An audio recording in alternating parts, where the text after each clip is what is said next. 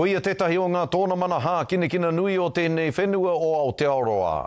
I tū te whakataetai pā whutupōro Māori ki hopu i ngā rangi whakatānei. I reira te tokomaha o ngā rangatahi Māori e whakakanohi ana i o rātou iwi tai atu rā hoki ki te ahurea me te reo Māori. Koi te tākoro, koi te reo, koi te rangatahi.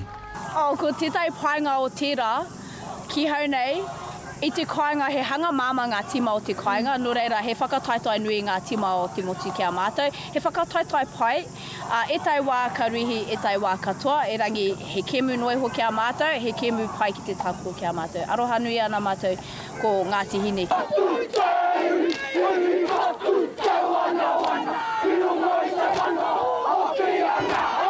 Ko te whakataetai tuatahi tēnei mō te hokianga. Ki pai ngā painga i roto i tēnei whakataetai mō tātou e noho maina i te kāinga. I roto hokianga, ko te wā tuatahi tēnei hoki mō ngā tamariki ki te haere mai ki tēnei whakataetai nui mō te motu Pāwhutu Paulo.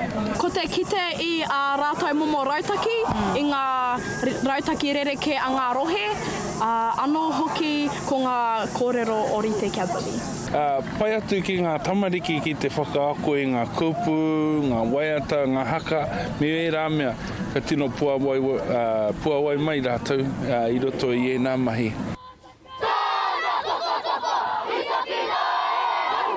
Kaua ko te Pāwhutupōro te whāinga, hoi ko te ahurea Māori. E kaupapa Māori. Kare, nui ngā mea whenau. E kaupapa ki atu, ngari, tēnei te mea Māori, rawe atu ki ahu.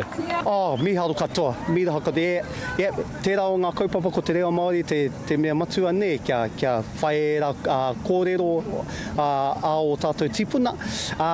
Pai te kite i te hunga reo kōrero Māori ana, ki runga, ki waho, ki roto i tēnei kaupapa. Toitū te Pāwhutupōro.